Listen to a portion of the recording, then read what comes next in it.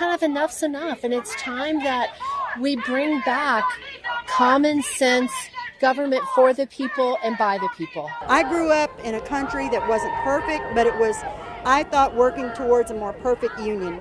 This is not what's happening now. More than 2,000 No Kings protests today around the country and the world, bringing out tens of thousands of people. Organizers say they're rejecting, quote, authoritarianism, billionaire-first politics, and the militarization of our democracy.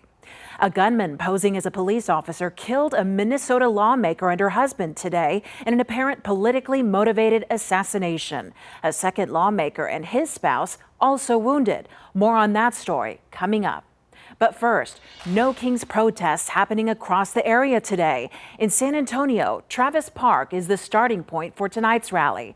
That's where we find KENS 5's Megan Reyna. She joins us now live from downtown at one of the largest demonstrations in South Texas. Megan? Yeah, Alicia, once it turned 5 o'clock, this crowd grew quickly and it is massive. I want to give you an idea of what we're looking at now. This is just one part of Travis Park. We were inside the park earlier and just the people, we couldn't even see past to the end of the park because there's so many people here. This started at 5 o'clock. Right now what we're doing is we're hearing from speakers. They'll be speaking, giving speeches at this rally until about 7 o'clock, and then they'll march downtown, march downtown for about an hour, and then 8 o'clock is when they want to wrap things up. We want to give you another look at what we're seeing here, an overhead view, so you can just see how many people are here at this No Kings protest in San Antonio. Keep in mind, Governor Abbott did deploy the Texas National Guard ahead of this protest. However, the big message out here, and especially from those organizers, is that this is a peaceful protest. The National Guard is not needed here. We do know San Antonio police are very present. In fact, an officer just pulled up right next to me. They've blocked off some roads just to make sure that everyone is okay, especially because there's just so many people. They want to make sure that traffic is still flowing. So everything here is peaceful, just a large crowd. But let's take a listen to one of the organizers so you can get an idea of why they decided to host this protest here in San Antonio today.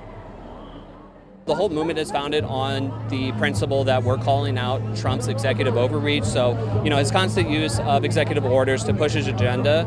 And so that's why from the speakers that we see today, they're going to be covering a variety of topics, whether it's immigration, LGBTQ plus rights, healthcare, etc. And so again, we'll be hearing from speakers for about another hour. There's people chanting, of course. I'm just letting you know that a lot of people can't even hear what the speakers are saying because there's so many people at this park, but they're still showing up, letting their voices be heard. We're seeing so many different signs. Of course, a lot of this is against the Trump administration. Majority of this movement has to do with people disagreeing with his policies. And more specifically, especially with San Antonio, a lot of people we spoke to really disagree with this push for mass deportations and what the ICE operations that we have been reporting on at Immigration Court. We're going to continue to stay out here all night for you. Again, this is supposed to wrap up at 8 o'clock, but we'll stay downtown just to make sure that everything does remain peaceful. But for now, reporting live from Travis Park, Megan Reyna, KENS 5.